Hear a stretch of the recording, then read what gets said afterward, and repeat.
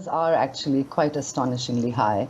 The NCPCR, which is the country's apex body for child protection, recently in the Supreme Court published the data that they have, and they've said that children who've lost both parents is somewhere in the region of 1,740, and about 7,500 children have lost at least one parent.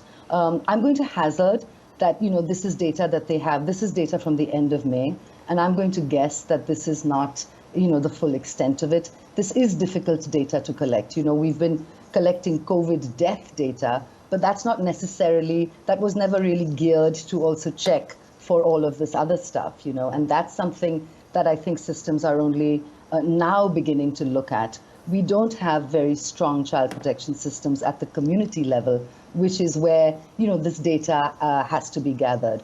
So I'm going to guess that we're going to see these numbers rising up, but even as it is, even just these numbers alone, happening as they do in such a short span of time, are quite shocking, yes, quite terrifying, in because fact. the numbers, I understand, were already gathering pace before the second wave. What happens to these children in the short term, as you point out, if the systems at a regional level are not strong? Well, right, even though we've been caught on the wrong foot, I think systems, people are sort of rushing in to fix this. There's been district task forces that have been announced. It's happening slowly.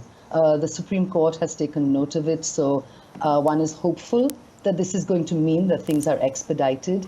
The fact of the matter is that children get taken in by extended family and or the single surviving parent. The imperative thing for us to do is to be able to support those people to look after these extra mouths to feed. So it's not that all of these children are going to have to enter state protection or are going to have to be given up for adoption, because in India, we have joint families. Families are going to be taking these children in. The important thing is going to be for poor families, these extra 2 or 3 mouths to feed, could be very, very difficult for them to do. So I think what the effort is going to have to be is like kinship care, supporting kinship care, is having foster care kind of systems that allow for extended family to be able to take these children in and receive some support from the state so that children can remain with family in community, and not lose everything all at once. Yes, because we have seen so much evidence when families are facing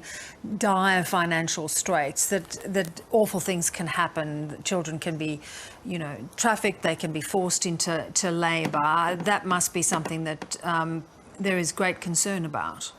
That's always a concern. India unfortunately has the dubious distinction of having been a global leader even prior to COVID on many of these things, on child marriage, on child labor. And you're absolutely right. Families, who are forced to the brink of sort of desperation, as families are right now, their adaptive strategies are not necessarily always in children's best interest.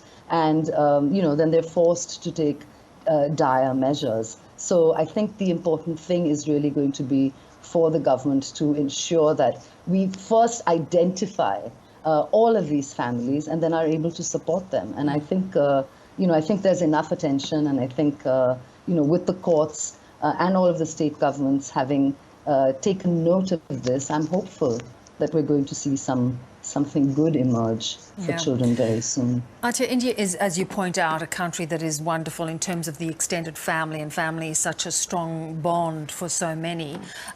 It is not an easy country for adoption, and for good reason, because it has been caught wanting along the way, but it is now very difficult to adopt.